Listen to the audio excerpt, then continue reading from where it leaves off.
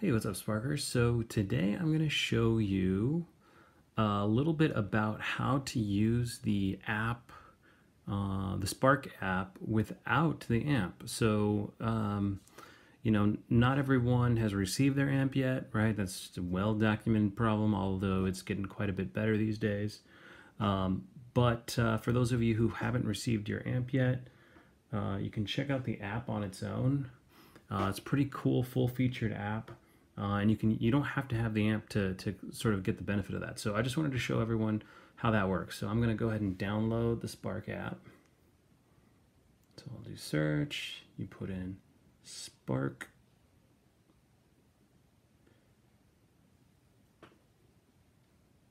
Do a search.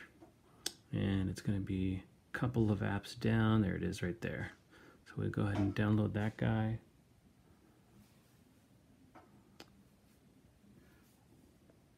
Takes about 10-15 seconds to download.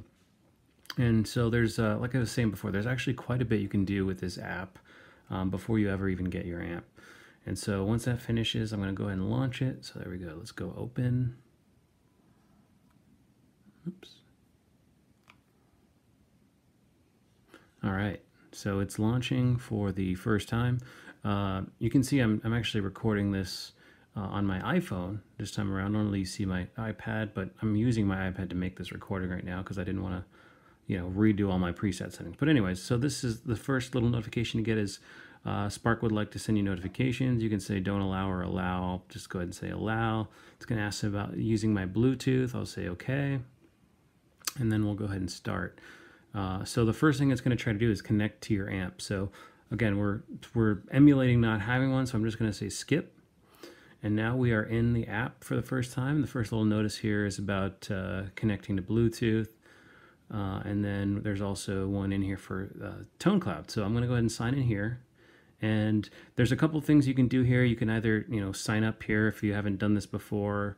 If you don't have a Positive Grid account, you can do that, which brings up, an interface to put in your name, email address, and then creating and confirming a password.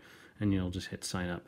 Or I actually just use Facebook to sign in. So I'll go ahead and say continue right there. It's going to launch Facebook. We'll say open. And then it's going to ask me if it's okay to use Facebook to log into Spark. I'll say continue. And it's signing me in. And there you go. So now I'm logged in and I have access to ToneCloud. So again, you can really do a lot in here in this app without the amp. There's not much you can't do, to be honest. Few things like obviously controlling, the amp from these things, that doesn't do anything, right? There's no amp associated with it. And there's a couple other things you can't do, but generally there's a lot you can. So we'll go here. You can start to look at your music library. It's not importing it, it's just scanning it, right? So it's just recognizing the songs you have. For Spotify and for Apple Music, you can start to populate that in there. You can use a metronome. So the metronome feature is pretty cool. It's, this will just play. This is going to ask me to use my microphone. I'll say okay. And you can set the tempo. This is kind of random tempo generator, but find one you like and, press play. So that's metronome. There's get out of there. There's a couple other things you can do, like the looking up songs and doing jam along. So I hit that little music icon there, and you can use any of these jam along features. So including the Smart Jam jam along. There's the pre-existing jam along tracks, and you can pretty much play any of these, and it'll play it'll do the chord analysis for you, and you could just play right along with it. It's better if you have this thing connected to a Bluetooth speaker at this point, right? If you're going to play along, because you can't really hear it so well from your iPhone or your iPad or Android or whatever. So that's just one thing to keep in mind.